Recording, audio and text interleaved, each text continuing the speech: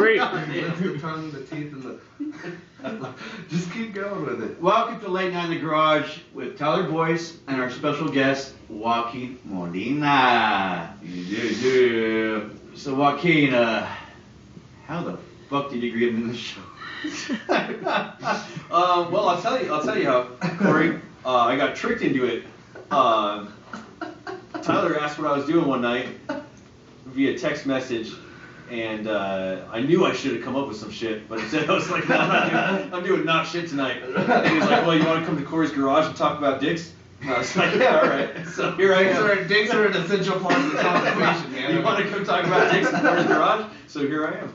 Yeah. All right. And he's like, bring booze. Bring booze. So, bring some booze. Yeah. We'll have some good dick combo. It's gonna be a good time.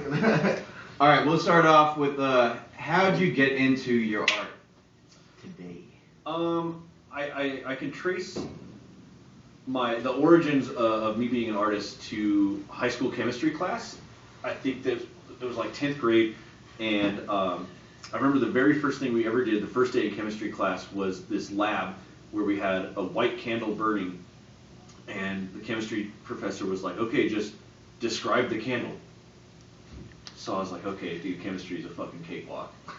And then by about day 3, I was completely lost and realized that I was never going to be good at chemistry or understand any of it. So I just started drawing on all of my So you labs. mind fucked, and then you were like, fuck this. Yeah, totally. I'm just gonna draw. Right. So like Jay Mead, professor emeritus of chemistry at Centennial High School, kicked off my art career unwittingly, and so chemistry class and my lack of understanding in that class got me interested in doing anything else but chemistry for 50 minutes. And a good friend of mine, still to this day, Adrian Valdez, he was already a pretty well-established artist, and I loved his stuff. I'd never really seen anybody do what he was doing. You know, he was doing like graffiti and these graffiti characters, and all ballpoint pen, and it just like boggled my mind. You know, I'd never seen art like this. So I just started like doing really shitty recreations of Adrian's designs in chemistry class, and I learned his drawings like line for line, stroke for stroke, and just bit his shit and rode his coattails for the year. And then for some reason, like, people noticed that and then thought I was this like promising up and comer, when really I was just like biting all of Adrian's shit. So thanks to Adrian Valdez and Professor Jay Mead, who turned me into an artist. Fuck yeah. So what did you do before tattooing? What was kind of like your forte? What were you into doing at the time? I feel like my forte was wishful thinking, I suppose. Yeah. Like, that never works out for anyone. No, that never goes anywhere. Certainly not for me. I kind of grew up, you know, in skateboarding, and that led to an interest in, you know, like punk rock and heavy metal. I was in some punk bands growing up, and were really shitty. And you know, skateboarding, I did that for several years, just day in, day out. And the idea was always like to make a career out of it, you know, make a living as a skateboarder. And even back then, this was, you know, early 2000s, even back then, and Corey will recall, I mean, you really had to be fucking remarkable as a skateboarder to make it, and I was not. Yeah, skateboarding, I mean, doesn't it fit everyone's fucking hobby? Well, no, I mean, like, look, like, dude, you see people skateboarding nowadays, and you watch videos of, like all the new up-and-comers and everything, and it's like, what the fuck, man?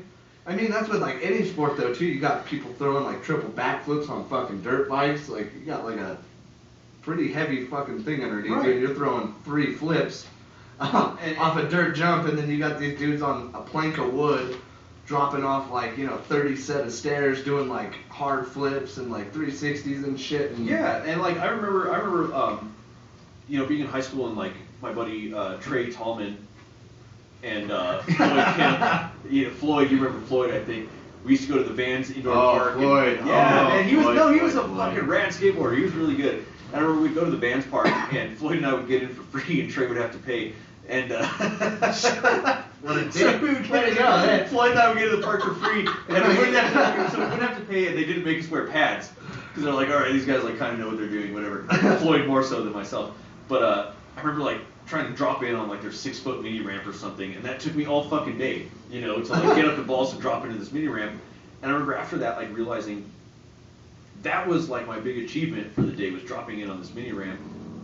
And for like real skateboarders, that was like how they start there. Like, I was like, that's you know, like, oh, that's man, the first thing they I got gotta to warm do. up. And Man, for me, I was like, dude, did you see me? I fucking dropped in. Like, I gotta warm up real quick. That's pretty It was fundamental. like, Yeah, I was like, exactly, dude, right. that was like when we skated Canyon, man. Like, when Yeah. we get up there, I'd be like standing there all day, like, I'm gonna drop into that 9-foot, dude. I'm gonna fucking do it. But that like, shit was terrifying, dude. It took me all day to work up the courage to drop into that mini ramp.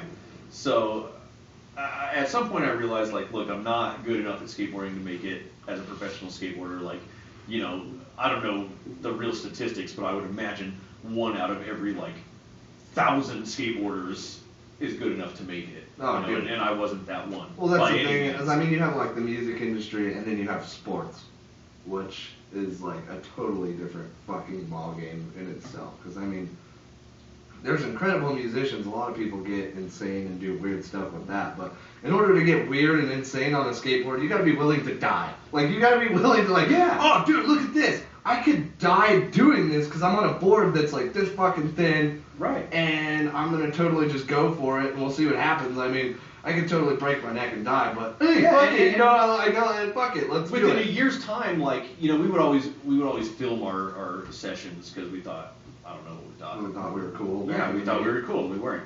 Make But a we would- sponsor me video, like. God, that was fucking embarrassing. And you started But- out, every video Oh. always started out with big bold letters, sponsor. Yeah, exactly. I'm like doing 50-50s on this flat box, you know. Like at your Horrible. local bank on Yeah, like, a exactly, on a concrete fucking parking block. like. Yeah. And like they're not even smooth. No, you waxed it for like 18 hours, like you've been sitting there for 2 days. You know what we used to do? Back then, we used to go to Save-A-Lot in Belmont. Oh, Dude, yes. And we would yes. buy the church candles, all right, the cylindrical Yeah, yeah. glass candles, and just smash them on the ground, and they would become this weird like gelatinous blob. Yep. And that was the best fucking wax you could ever use. So we would do that, and we'd buy like a fucking 1,000-liter of root beer for 75 cents or some shit, and that was our whole day. But like stuff that we were doing on those videos, that was like our apex, you know, that was like our ender. Is like, watch, I'm gonna like backlift this flat rail. It's gonna be sick. Like a bro. year after that, that shit would end up not even making the video part. Right. You know, yeah, I can't put a backlift on a rail on this video part. Are you That's fucking serious? played out. Yeah, That's nothing. That's exactly. sucks. Like, And a year previous, that was like our big achievement. Uh-huh. So it's like it's such a progressive scene, and I can't even imagine how much it is now, having been out of it for Right. you know, 15 It's, years or it's something. pretty, holy shit. Like, yeah, I bet, man. I mean, I bet. Corey in this whole group right here is pretty much the only bro out of any of us that skated that is still kind of fucking shredding his ass off over here. No. But hey, dude, No. shut the fuck up. I get on a skateboard right now, I'm gonna fucking, like Joaquin was about 20 minutes ago. I He's pushed on that- around this desk twice. My thighs are on like, fire. damn, dude, like I'm gonna fucking die, dude. Yeah. Like, I ain't got this That shit. can't be. No, fuck that, dude. I remember skating with Larry Montoya back in high Larry school. Montoya. And I, you know, and he like for whatever reason like looked up to me and was all excited to skate with me for the first time. We skated in the west side, like just on someone's fucking street, and he was really excited to skate with me. And he was like just light years ahead of me, but he was still stoked to like skate with me, you know. Well, I mean, because to skate with like a certain person that you actually find like, oh, dude, this guy skates. Like that's Right, kind of like- that's kind of a big deal. Let's Like, let's yeah. kind of as kids, like we yeah. look up to people, and obviously you're a big icon, whatever. But anyway, Maybe to Larry, I don't know. well, I don't know. You're kind of big icon to everybody. Yeah, I was So like, who the fuck am I? You Joaquin Molina, man. Like, you fucking, I don't know, you do tattoos, you fucking punk rock. Well, I don't know. I made some tattoos. So, I mean, like, in my day. I mean, getting back to the tattoo artist thing, you know, skateboarding obviously worked out for fucking not a single one of us ever. Well, Corey's still grinding. He's still putting in work. Let's see what this guy. He'll get it. He'll get it. Mark Rodriguez, if you're seeing this right now, we got some shit to do. We got some shit to do. But I mean, Tom Penny, if you're watching this, I still love you. Yeah, you mean you're watching this? Yeah. Dude, me and Tom Penny are homies. I knew this dude that knew him once. that obviously by That one affiliation- guy that did that. According to the transitive property, all right. According to transitive property, because me and the guy that knew him were good friends. So you're good friends with No, them. that means Penny and I are like at least acquaintances. All right? Okay. Oh, Penny and I go back. I see how. We go back. Like we've never met, and he doesn't know I'm alive, but We go we're back. boys. We're You boys. ever met- you We're ever boys, met, and he doesn't even fucking know it, dude. Like. He's got a lot of friends. I actually met this guy named Bob Porter. Yeah, he's pretty cool too. He sounds cool. Yeah, he sounds really With a name like that, I mean, anybody named Bob. Bob is Porter. pretty fucking badass. Bob Porter. Does he have a big manly voice? Like, I mean, I feel like I anybody don't that really pay attention to that anybody. stuff, Well, but- hang on, man. Hang on. Anybody that has the name Bob, what I'm getting at here, should definitely have a fucking manly ass voice. Like, if your name is Bob, you should be walking around going like, "Hey, you know what, brother? Hey man, I drink PBR and I live in America and I fucking do all this and I do all that and fucking I ride horses and I shoot fucking guns and guess what? The best part about it is, I also sleep with my sister." Let me state for the record that I don't believe in gender roles or defining what is manly or what is not. So you do what you want to do. You do what you do. It's none of my business. Hey, I'm not saying that. I'm just saying I feel like anybody with the name Bob should be a very kind of like. But anyways, let's go back on The name Joaquin Bob the has no guest. gender. Let's go back on Joaquin the guest. So how the fuck did you get into tattooing? Actual like Yeah, like tattoos. what was your first thing? Not like the meat class, you know, you told us. Did somebody like come up to you and was like, "Hey, dude, I know you're just doing doodles and stuff. Like, would you be interested in slapping one on me?" Or dude, tattoo Let's that on me. all right, so we got to go way back Oh, God. to I would guess about 2002 maybe 2002. 2002, which trust me, that's way back. Don't worry That's a about long time ago. Yeah, man. That was pretty much still in diapers around then. I mean, it. I know. I was like, what are you, 14 now? oh yeah, Yeah. dude, I just turned 14 last week actually. I was there. I was at your birthday. Oh yeah, fuck yeah, that was a good we time, had, man. We had the jump. We had the castle, bounce house. We had like a fucking. We had all kinds of shit, man. It was a great time. Good Yeah, shit. with a donkey kind of deal? We did. We put the tail on the lady hung donkey. herself, Dude, it was fucking like- crazy. Back then, you know, I was in this punk band, and we used to play at what was then the Chief Theater. Oh god. Now the Damon Runyon Repertory. Yeah. Back You then, have to pay like $1,000 if you want to do a show there. Is that right? Yeah, from what I heard, like we played a show there with my old band, Awaken the Prophets. Like we jammed out there, and yeah, dude. Apparently, it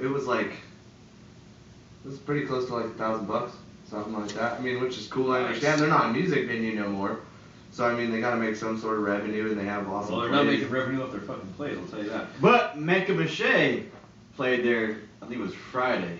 I don't know what that means. Yeah. Oh no.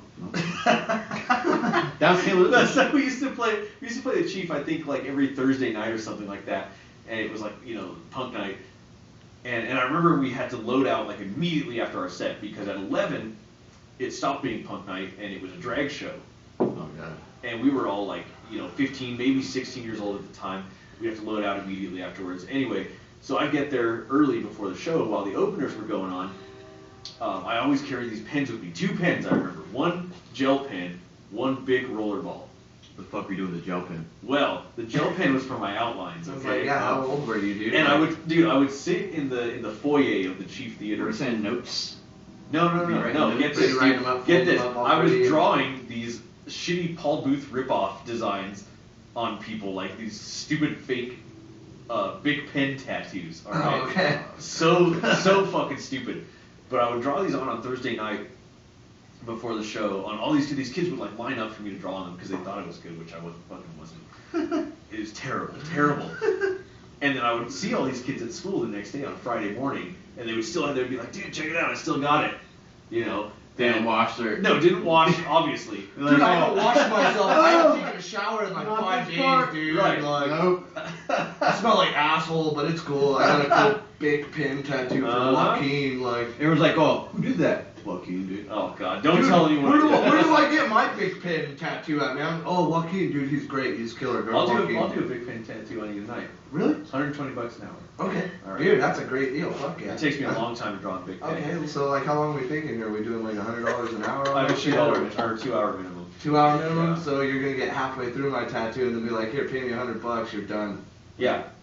Alright. Exactly. Sounds like a good deal. Cash up front. Sounds like a good deal to me. So I would draw these horrible designs on kids at these punk shows. Usually actually like these either Paul Booth ripoffs of like demon faces or something corny, or these straight edge designs, right? Oh god. Because in high school I really wanted to be a guardian angel. That was near and dear to my heart, was the Guardian Angels, and there was this straight edge crew in Denver at the time called Courage Crew that I really wanted to be in. And then they like ended up killing some kids at some show, and then they disbanded, and it was fucking weird. I no longer want to be in Courage Crew, no. Don't worry. Yeah, don't get it twisted. I'm not. He's not a Courage Crew. psychopath. I'm not in Courage Crew. I promise you, I never was. I don't like that. No, it was whack. So, naturally people assumed because I was like a decent artist on paper that I would make a good tattooer. So when I was able to save up enough money, my friend James and I, we split a tattoo kit, like a mail order, catalog tattoo kit. This horrible chrome Huck Spalding machine with a fucking red dye on it, which we thought was the coolest thing ever. We split that, and I started making like horrible tattoos on people in my mom's computer room and her garage and stuff. Yeah, actually, Doug Hafner was. I witnessed that. I tattooed Doug Hafner on my bed. Yeah, I remember Little that. skulls Yeah. about this big. Yep. I think each one took me like 3 hours. Damn. Horrible. Poor Doug. Yeah. Matt, a little loose. He got tattooed in my mom's garage. I'm so sorry. I'm so sorry for that. Dude, I mean, having to say being on the other end of that, though, I mean, those are part of who you are. Like, I mean, you're obviously going to cover up my mistakes sometime here in the I didn't future. do those mistakes. No, you didn't. No, you Oh didn't. my God. You didn't make my mistake. AJ Briggs made my mistake. Oh, we But I love mean- AJ. Oh yeah, of We course. love Like AJ. that being said, AJ, if you ever see this, I fucking love you to death. bro. AJ, if Like- you ever see this, fucking come in so I can take Well, a like- few photos of your sleeve. How about that? Right, like that's another number one thing. Motherfucker, where'd you go? You disappeared. Yeah, but you I really mean, did, didn't you? yeah, he just kind of fell off the face of the earth. Yeah. Like, I mean, but he's Saving an lives. amazing dude. And he came to me one day and told him, I was like, hey man, like I know you kind of want to get started in tattooing. It was after AJ was the one who actually introduced me to Joaquin. Like AJ was the one who came into school one day, had like the outline done of his fucking Ganesha like half sleeve. And I was like, where the fuck did you get that from, bro? And he was like, my buddy Joaquin. And I was like, well, can you give me his information, man? I'd really But then like instead to you were know like, no, I'm gonna tattoo from you first. Well, no, I went to you first. We had started, remember? Like I thought you got your tattoo no, from me first. No, we. Oh wait, I might have. I think you did. I did. Okay, because like 3 weeks before I turned You know what the 18, fuck you're talking about. I got my tattoo on my foot like 3 weeks before I turned 18, and then Oh, AJ damn. was like, "I can do this tattoo for you, dude. I can fucking do it." So he did it on like one of the little practice skins that you get with the tattoo kit that you order offline.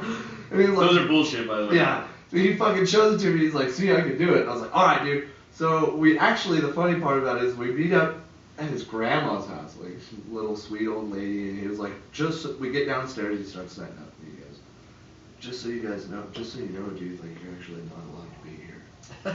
I'm like, what? He's like, yeah, dude, like my grandma. That's what I always say to my clients. My grandma actually can't know that you're here. I'm like, dude, we're gonna be sitting here and there's just gonna be like, yeah. So it took us like a couple hours to get like the thing off the computer that I wanted, because I was at that point in my life where instead of anything custom, I was like, oh, that looks cool, but that would be fucking great.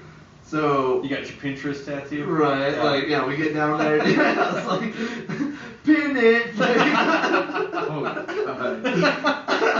So we get down there, dude, and like it takes us forever to print this shit out, and then he lays on me. He's like, actually, bro, I just wanted to let you know now, I couldn't get real stencil paper. And I'm like, what the fuck? Like, what do you mean? He goes, I actually picked it up from Joann's in the mall. That's a good tattoo. all line. fucking No. places. He picks up stencil paper from Joann's at the mall. And he's like, let's slap that on your shit, dude. Like, alright. So, soap, water, whatever, puts it on my chest, shaves it, and fucking slaps it on there. And then fucking, he's like, alright, you ready, dude? Like, I've been ready for 4 hours, dude. Like, it's already 1 o'clock in the morning, dude. Like, your grandma's gonna find out. She's gonna be fucking pissed. Yeah. So, he fucking just slaps it on me. He's like, alright, we're doing the first line. He goes down on the handle of like the sword, like right here, and then goes to wipe the ink, and the whole stencil wipes off. The whole fucking stencil. Yeah, I've been there. Just comes off, and he just goes. Meh. I'm gonna have to freehand it. Yes. I was like, I'm gonna have to I look down, I'm like, what the fuck? And he's like, yeah, the stencil wiped off on the first wipe, bro. So I got this. Don't worry about it. We can leave just the line, or we can just go for it. And I'm like, well, being 18 and a dumbass, I was like, all right, let's just go for it. Sure. So we go for it. About 4 hours in, it's about 4 in the morning, and we're stopping. Anytime we hear like footsteps upstairs, it's just like, Gah!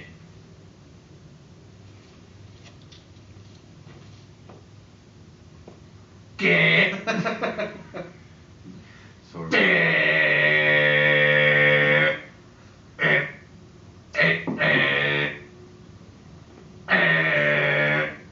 That's how a tattoo machine sounds too. It's like, God damn it, dude, like, are we gonna finish this thing or what, dude? Like, come on. So yeah, that was my first, like, shitty experience with a tattoo. And then that's funny because that's the first thing I say to my clients when they sit down. I say, okay, we're gonna start. No. But first, let's agree on one thing. Alright. My grandma can't know you're here. Even in our case, it's like, I don't, As a kid. Don't call as my a kid- grandma. Don't let my grandma know fuck that you're here. bullshit. As a kid, were you one of those kids that drew those 3 lines? The S The 3 lines. Did you? or an 8. It could be an S or an 8. Depending on how you connect it. The S. Depending on that last That line. fucking sharpest point you want to get the sharpest point Let ever. me tell you, Corey, dude. Close your you lines. had one of those kids. I had the cleanest S's in town. Dude, Oh shit. so was that kind of like your peak? I mean, how many of those tattoos did you do on somebody? I've never tattooed one of those S's What? or 8s on someone. I'm surprised you didn't get But I some feel like like Corey cholo-ass should get motherfucker, one though. like, get it right behind his ear. Yeah, like, right. those little fucking. Dude, It's a part of my childhood, bro. I spent hours in class just fucking. Oh, I crushed him. Dude, that's bullshit. Like It's seriously, just fucking how are you gonna SB, fucking like SB, no, all over my that is door. seriously fucking bullshit. Like how are you gonna fucking tattoo that shit? No. Dude, You're a kill my fucking cat. It would suit you, bro. I mean, it's like graffiti, but not graffiti. It's Oh, like, it's because I'm Mexican from Pueblo, right? Oh, Jesus Christ. dude, hey, bro. We still love you and everything. That's so- some white nonsense. Beat me up, Scotty. That's some white nonsense from Yeah, Tyler. but anyway, Oh, that yeah, totally. I'm the whitest guy in this. That was fucking some room. ignorant shit. Just so that you was know. some ignorant shit. Yeah. I'm the host. How the fuck are you bash right now? Look Anyways. at Tyler trying to control him with his white hand. Trying to control Corey's body with his white hand. Why? Where did this get so like racist at? Like, No, that? Like, come on. this is not racist. You said it, We're I being didn't real, say it. son. We're being real. Okay, realism. Realism. Fucking Clorox over here. Fucking. Alright. Anybody have a Yeah, fucking baby. lighter? Oh man. Just for the record. Anyways, Joaquin, what is your like biggest, like most favorite band in this fucking whole entire world? Who are you like Okay. obsessed with? All right. So let me say this Here right it now. comes. Let me preface the answer to that question with this. I'm not gonna name my favorite band because they're my favorite band and they were around for like 7 minutes in the late '90s, and they only pressed 1,000 albums, and you can't fucking find it. I managed to get a button one time. That's it. That's I the own only a thing you got. button and a T-shirt. That's all I fucking have because John Paycheck wouldn't sell me his fucking record. So I'm not even gonna say the name of that band. Okay. But I'm pretty sure they will kind of know from what you're saying. Well, maybe those who know know. All right. Let's hope they know. All right. I'm not saying it. But the band that I'm obsessed with, the band that I think you're alluding to here, all right, what you're trying to get out of me, is the fact that I live, breathe, and will die He's wearing for Sure. Morrissey. All right. He's a god amongst men. He's Let's wearing see the the shirt. shirt. Let's Let's fucking see the see it. Let's shirt. see it. It's Morrissey's birthday today, for the record. All right, he's 57 today, and he'll outlive us all. And so, yeah, of course I'm wearing. more than likely. Morrissey will never die. Of course I'm wearing a Morrissey. I'm always wearing a Morrissey T-shirt. Come on. This is from Morrissey solo. This was the lineup through I think '93. Now Spencer Coburn, who was on drums, I met him in Hollywood, and I had him sign one of my 4 Morrissey denim jackets. Okay. So that was pretty cool. Uh, I do, because I know you're all wondering out there, yes, I do own a tiny scrap of Morrissey's shirt. Show 'em. Which I carry on my person at all times. At all times. At all times. Sure. It's one of Gotta my most have prized the Morrissey possessions. shirt. Gotta Don't have look the directly at it. Yeah, never look directly at the. That's a piece of Morrissey's shirt. That was from Red Rocks in 2015, and I did some shit to get that shirt. Oh yeah, I did what some kind of shit? Some unholy, unspeakable shit. I'm already into it. I'm into it. No, I just traded a tattoo. I was like, Like, did you were you part of like an orgy or some sort of willing orgy or? Don't worry about it. Don't worry about it. All right, we'll leave it at that. Oh shit. Some weird shit. I've went done down some for shit, that man. meeting. I've done some shit. So, anyways, obviously, you live here in Pueblo now.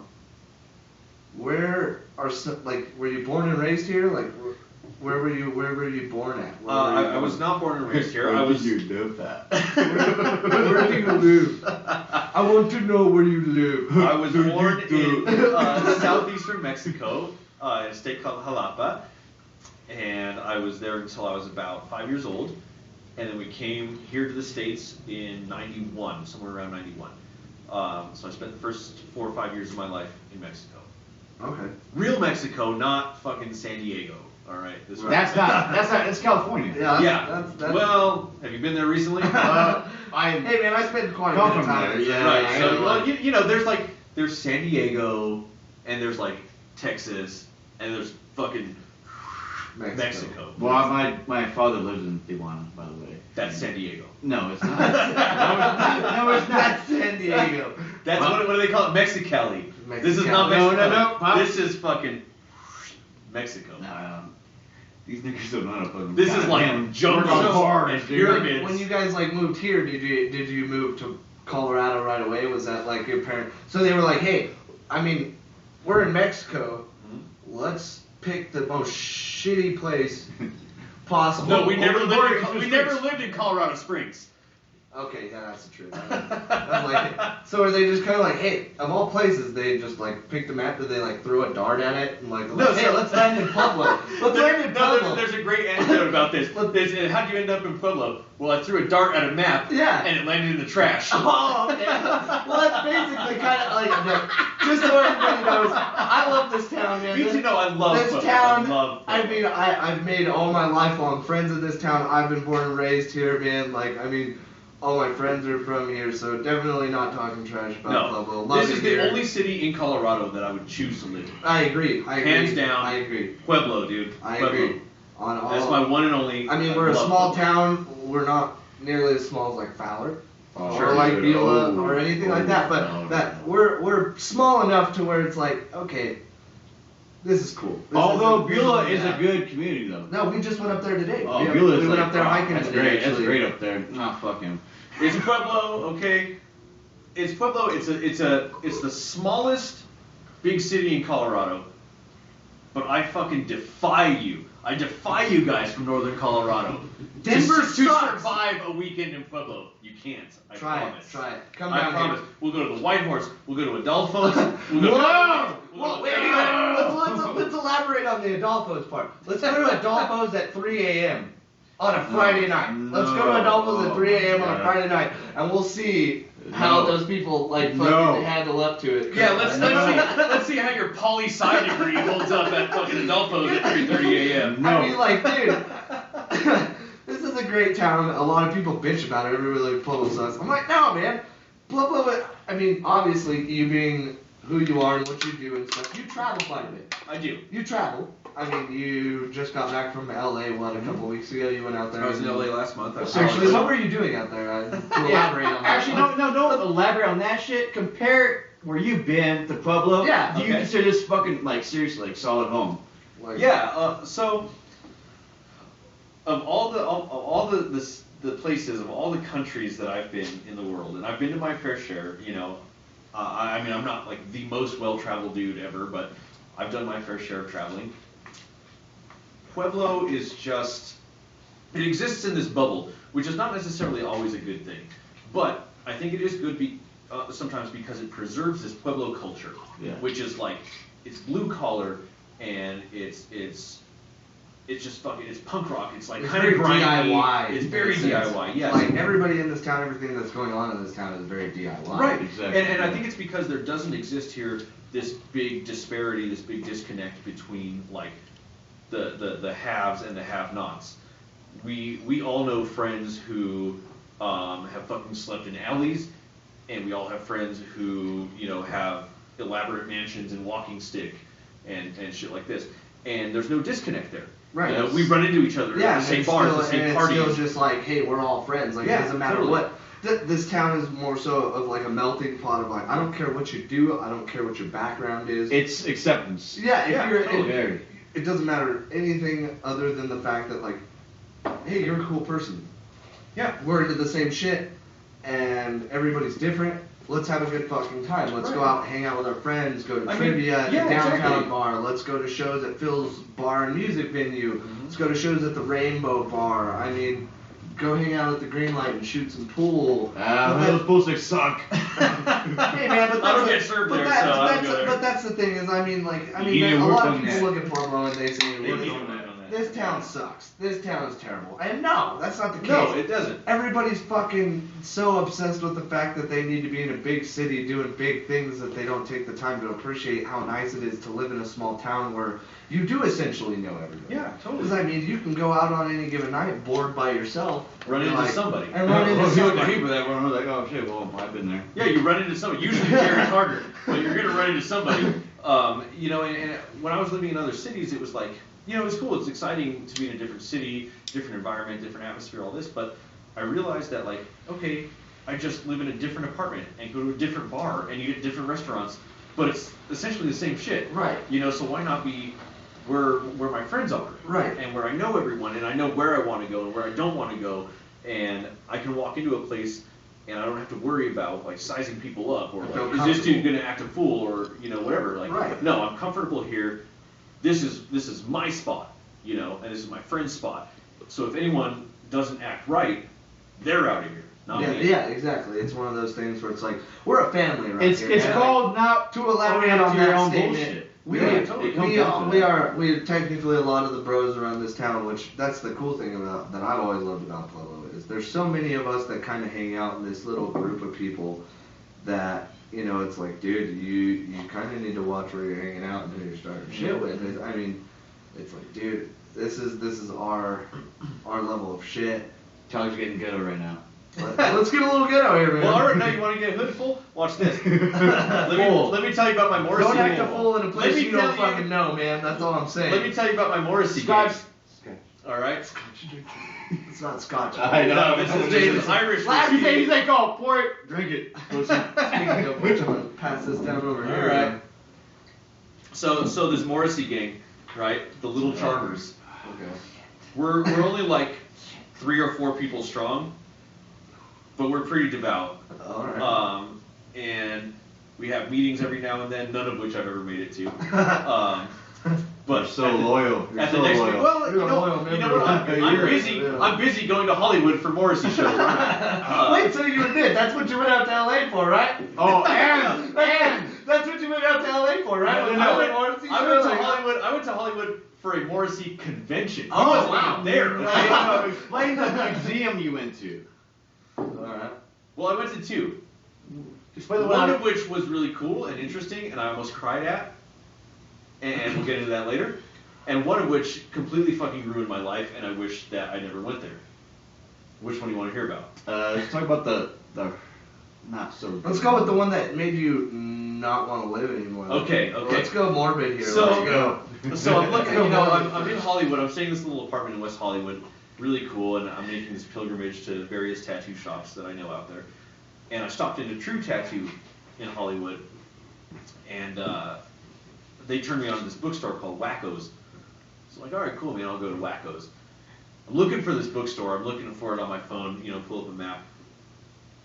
And Wacko's is like an hour and 20-minute walk from where I am, right? Right. But between where I am and where Wacko's is, I see the Museum of Death. I've never heard of this place. I just see it on the map, and I'm like, well, yeah, duh, I'm going I'm there. going there. Fuck yeah. Come on. It's pretty extreme. Well, I didn't know that going in. So I go to the Museum of Death. I show up there, and it's like it might as well be some dude's house. Okay, it's weird. Really? Yeah. Like, there's like hallways. Like I walked around this rooms, building like 3 times. And there's a before- round dog, right?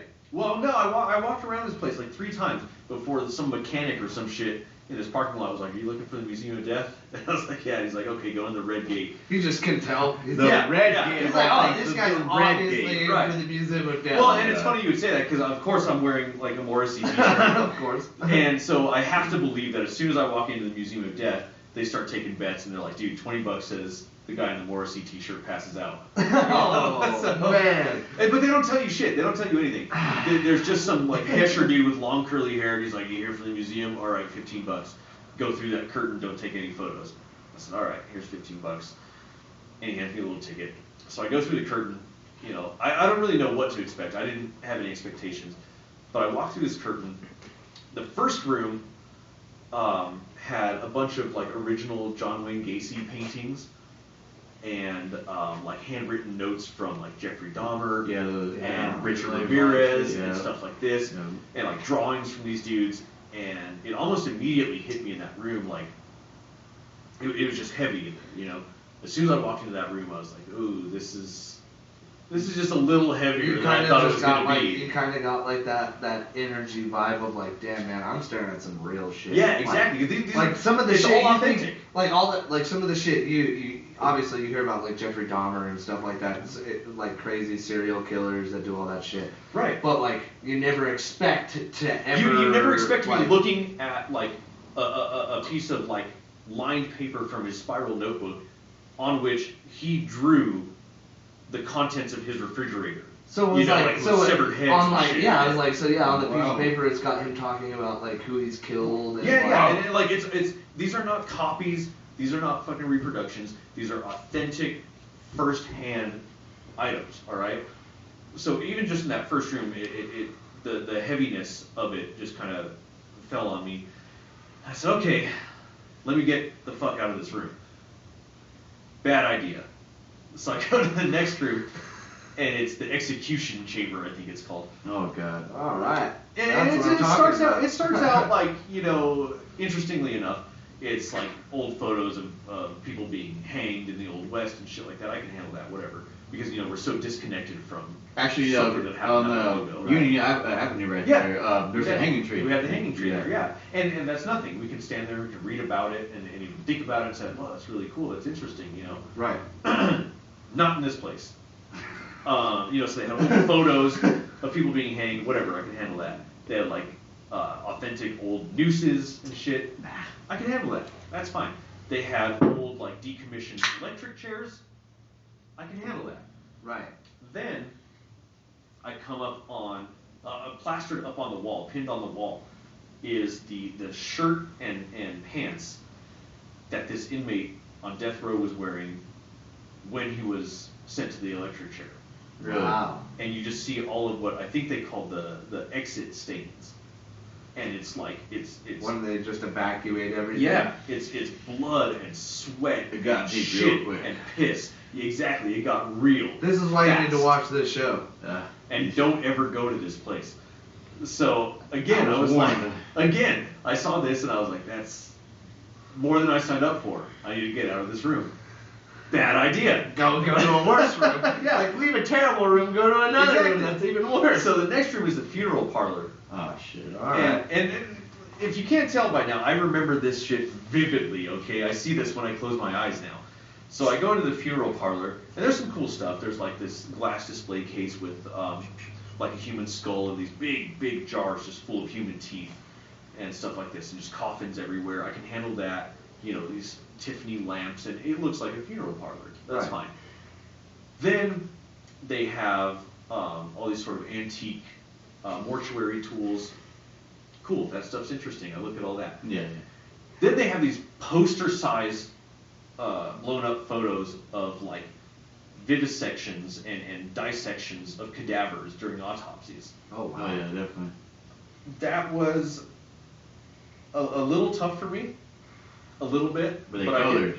Yeah, oh yeah, absolutely. that's in living color. You know, and they had this old man's face just like, you know, peeled Torn back apart, and shit. like.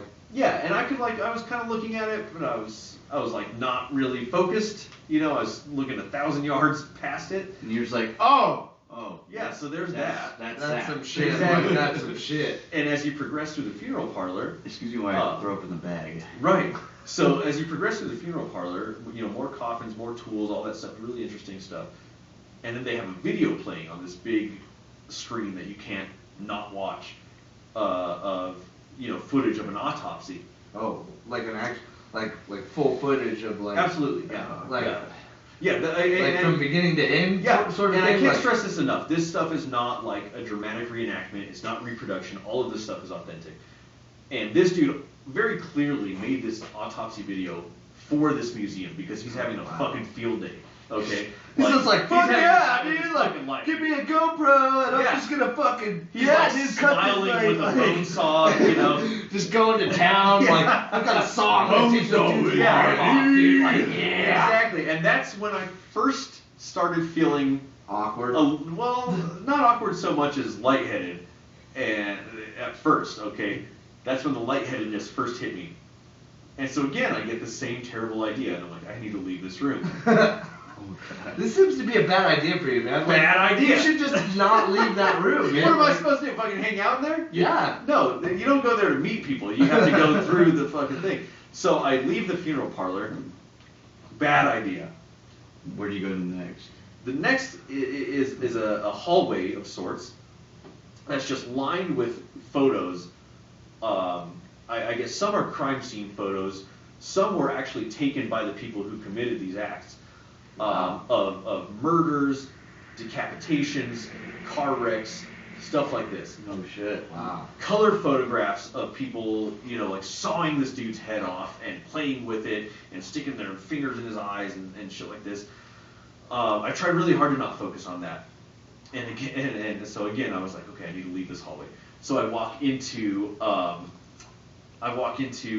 the skull room, I think it was called, something like that. That was okay. That was fascinating. Room. Human skulls everywhere, really cool stuff. Tibetan, like Kapala skulls, really cool. They had gigantic blue whale skulls, a giraffe skull, shit like that.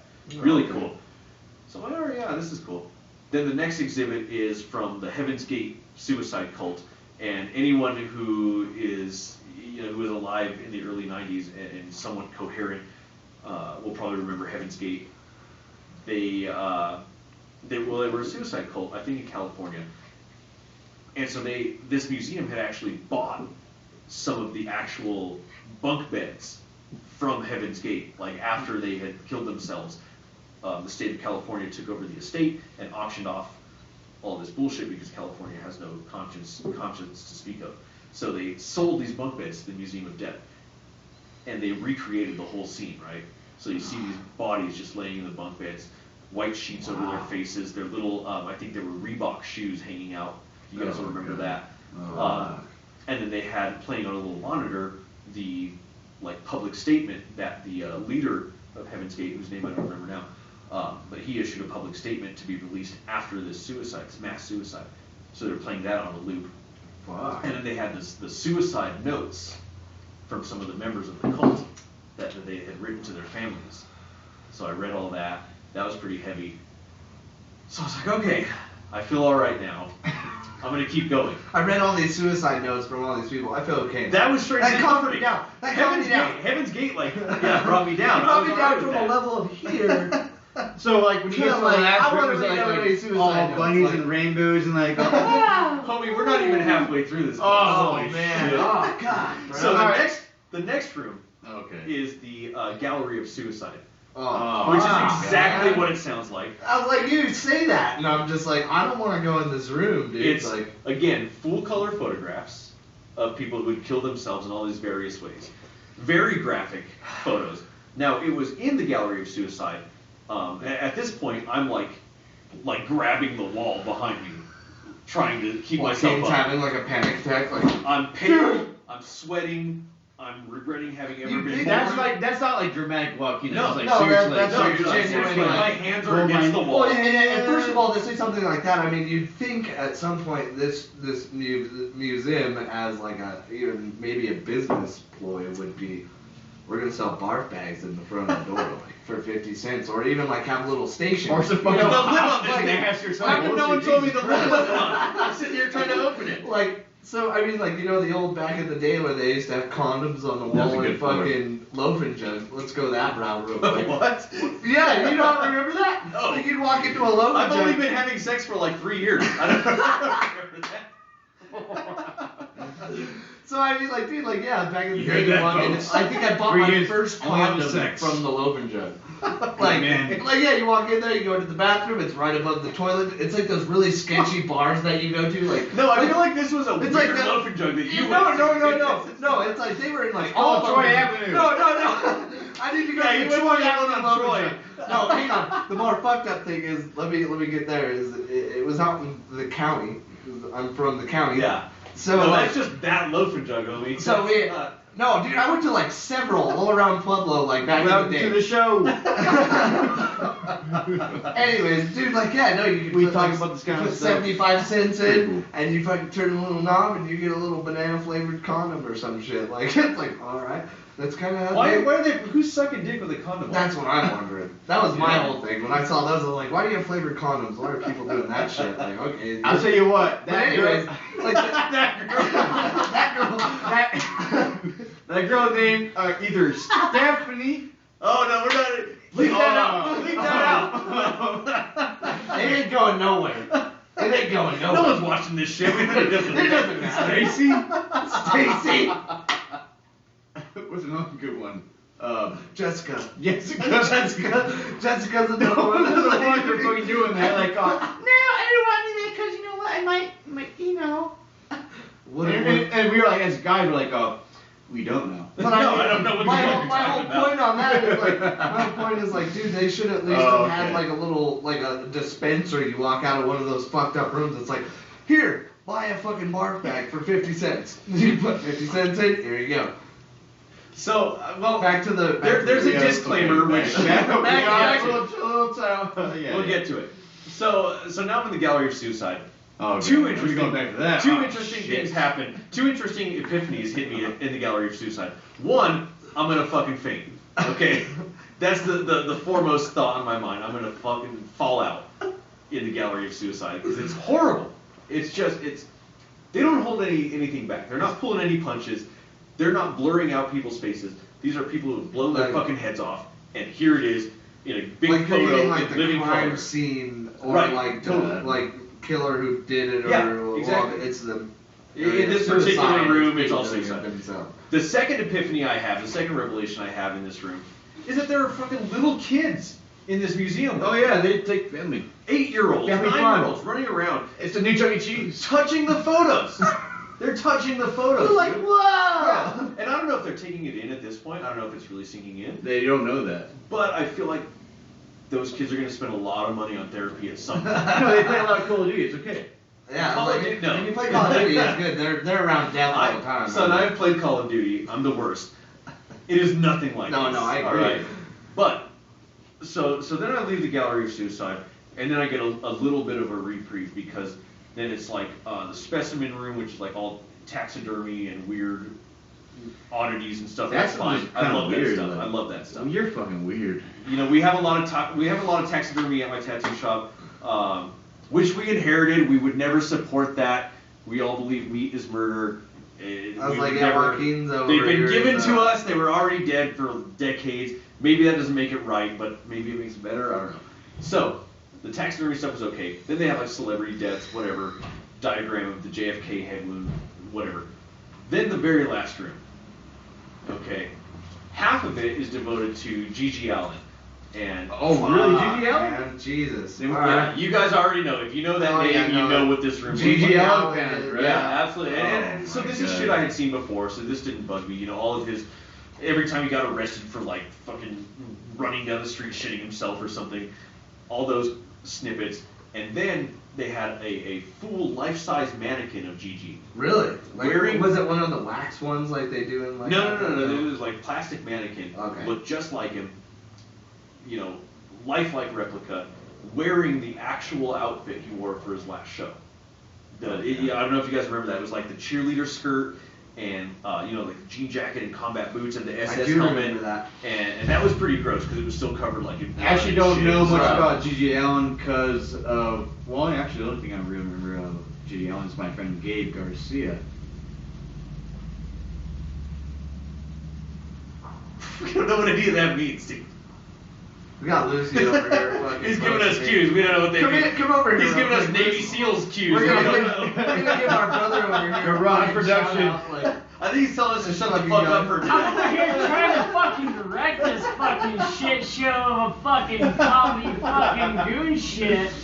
I'm just letting these guys know some shit might not want to be on film. Oh, is that what's happening? No. I'm trying to work through some shit here, okay? I need to talk about this. I tried. We're a bunch of fuckheads, man. Like the whole point of this show is let's talk about shit that's gonna piss people off. I need some man. Like, catharsis. I need to get this shit off of my chest. Eventually, we're gonna get some flashcards and figure this shit out. That would be But much until- better. Much better than until Lucy just then- doing this the whole time. Until then, like, this is not working, so... This is solid gold. This is great solid shit. gold. This is solid gold, man. So, Drunken time from the garage. there you go. We're just gonna go with everything. Let's just, Yeah. fuck it, We'll do you it know, live. fucking... I don't give a fuck. Shout out, this dude is one of the best dudes ever. Fucking Little Lucy. Loose. If you don't know, now Look you him know. up. Creep status. Yep. Fucking that bad jams. I That should dude do a plug fucking for your shreds. shop right now. For my Do a shop, plug. my shop is called Arcanum Electric Tattoo. We're in the historic Mesa Junction of Pueblo, Colorado.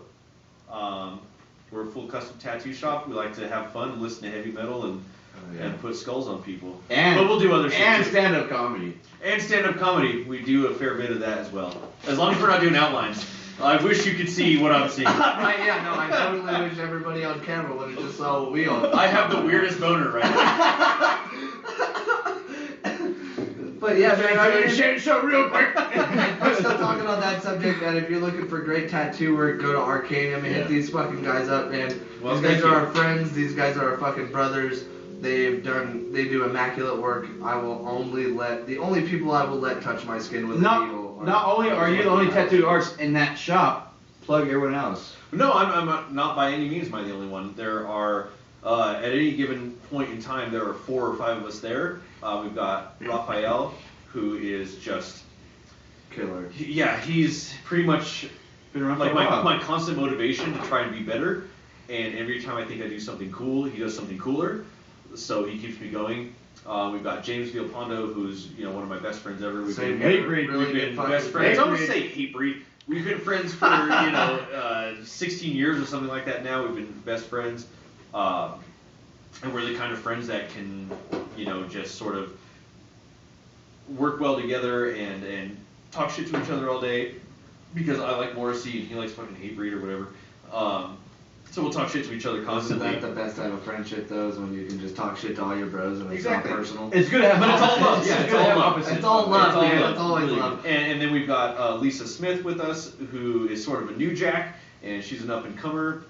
And then we've got Tony Lucero, who was in a band with me in high school, an old friend of mine. Tony! And he's one of Good these shit. he's one of these kids who just he tattooed for about fucking 8 minutes and caught on like that.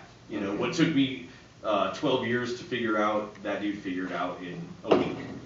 So we're happy to have everyone. Well, with that there you really go, solid guys. I group. mean, like, if you're looking for great tattoo, like custom tattoo work and shit, man, hit up the dudes at Arcanum. Trust me, you definitely won't be disappointed. All my work is done by this guy. Plug all the good ones. Plug Tony's Denver shop too as well. Yeah, so Tony works half the week with us and half the week in Denver at a tattoo shop called Monkey Fist. And so I've heard of Monkey Fest, yeah, actually. and all those guys are really great tattooers as well up there. And so generally Tony works as like our walk-in guy down here in Pueblo and by appointment in Denver. So if it's something more involved, he'll take you to Denver. If it's something you can get to right away, he'll take you down here. Yep. There you go, guys. We've got If you you're covered. looking, if you're looking for ink, man, It's the place to do it. Or if you just want to come by and have us talk shit to you, we'll do that. That's the too. best part. Like, Yeah. I was actually thinking about getting me a dragon, like goes from my back shoulder blade right here, and to my did you find it on Google? I found it on like was it, Pinterest? No, it's gothicmetal.com. Okay, there you go. Perfect. Oh, you want a real dragon? No, like think of fire breathe, like dragon's tail right here, tail right here, and like the dragon's like all down like an arm. No, that's what's going on. I keep hearing music and I don't know what the fuck's happening, but I've just realized it's my Twin Peaks ringtone that's happening. Someone's calling me right now. I'm not going to answer. Anyways, on this topic of Arcanum and what you guys are about and stuff, and you know the fact that everybody there is just awesome fucking dudes. And genuine guys. Yeah, you can go in there and you can have a great time just getting tattooed. Oh yeah. What kind of shenanigans go on in a tattoo shop? Like, obviously you guys play jokes on each other. Like, what the? That's all we do. Like, I was like, what do you guys do, man? Like, let's elaborate more on Well, that. so it depends. Like, generally, and I think Tony, you got out of this. You got off. You got lucky. So usually when you do our first tattoo at our shop, you know, we'll haze you a little bit. We'll either like throw a brick of black cats at you, or like shoot you with an airsoft gun or something when you're about to start. Tony got lucky; he didn't get any of that. I don't remember if we really hazed Lisa, but one of our favorite tricks is to put ointment in a glove. Right? We put ointment in one of your gloves and then put it back in your sundry jar. So when you pull it out and you stick your hand in there, you just get a glove full of ointment. If we're really feeling dickish, we'll put black ink in there, so your hand's just covered in black. Now the beauty of this, the genius of this, is that it's a two-part prank. We'll also tie off the spray valve on the sink. All right. So that when you go to wash your hands, you just get a fucking face full of water. One of my favorites that we pulled off. Fucking dicks. Right. One of my favorites that we ever pulled off. We played on Roth. My mentor and I, when he was still working with me, we did it on Roth. We took every single piece of furniture in the shop: massage tables, barber chairs, armrests, rolling stools, every single piece of furniture, trash cans, everything we could. We just stacked at his station, just like all the way to the ceiling, floor to ceiling. And we just stacked it at his station, and then we made our apprentice clean it up after Roth got there and was bummed out. We were like, all right, man, well, the apprentice has to clean it now. Oh, fuck. That was a good one. Now, I didn't play these pranks. I want to know something. I want to know, what was the one prank you guys have done on somebody that worked there that straight fucking pissed off your brother that you're tattooing with? Like I mean, like, what was the one thing you did that, like, there's got to be a prank where you go too far at some point. I mean, I imagine you guys do a lot of pranks, so there Like has Start to Swinging. yeah, like there has to be like a one prank where it just goes too far. Like, I would say so this was actually fairly tame, but like the effect was so massive that it paid off. You know, we had these like industrial sized bubble wrap things. Oh god. I don't know if you see. They're not like little bubbles. They're like the huge. big fat ones. Like, No, they're like cylinders. They're these huge bubble wrap things, massive. And so at the time we had an apprentice who later went on to be one of Denver's top 10 best tattooers or some bullshit. Anyway, so he was about to do his first tattoo on anyone other than himself, and he was already just like sweating and pale, and like he looked like he was about to throw up when he was about to start. So of course, I think Raphael and I, we grabbed this bubble wrap and we put it behind the little half wall dividing the front desk from the workstation that he was tattooing in.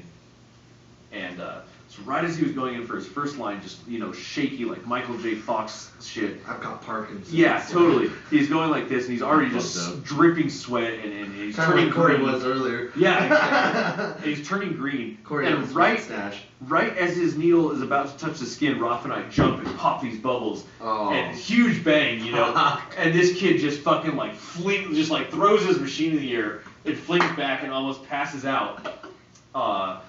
So that was a pretty good one. Now these. How did he react afterwards? Like, what was the thing? Did he like pick up his gun and everything and just? I think he just sort of like put his head between his knees and breathed for a while.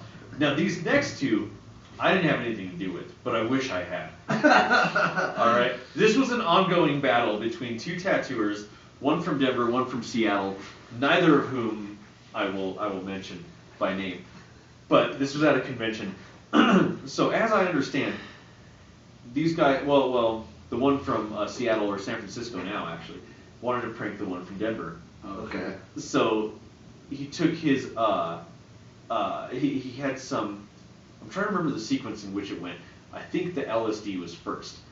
I'm pretty sure. Oh, okay. So he took a bunch of acid, off his blotter, and put it in this other tattooer's drink while he wasn't looking. And so of course the guy, just slammed his beer Jesus. and then just You guys are proceeded fucked to up. You guys are fucking dicks. trip balls No, for the nope. rest of the convention. Nope. Now to get back at him, all right, for putting acid in his drink, this guy, when he was finished tattooing his client, took his fucking used needles and put them in the other guy's beer can. All right, so this guy goes to take a drink of his beer and just fucking used tattoo needles hitting his lips. Oh. I don't condone that, but that was a hell of a prank. Jesus, That was good. bro. Like, did any of them stick in his lip? Like, I mean, maybe. Who cares? I mean, like, sometimes, you normally have Doesn't like even matter. Yeah, it doesn't matter. It doesn't even matter. Like, you have some points where it, like, sticks in at a certain velocity. So, Well, I feel like, maybe this wasn't enough. Maybe just enough to where he could feel something on his lip. But I mean, like, man. Elisha's It like depends. on the table now. But yeah, you guys know who you are. That was classic. All right, that was classic. let's talk about your obsession with Harry Potter. Let's talk about Harry They Potter. ride sticks. Let's talk. They we don't going? ride sticks, Corey. They ride brooms, and it's called It Quidditch. doesn't matter. They play Quidditch, man. Fuck you. Quidditch is one of the most brutal fucking games ever.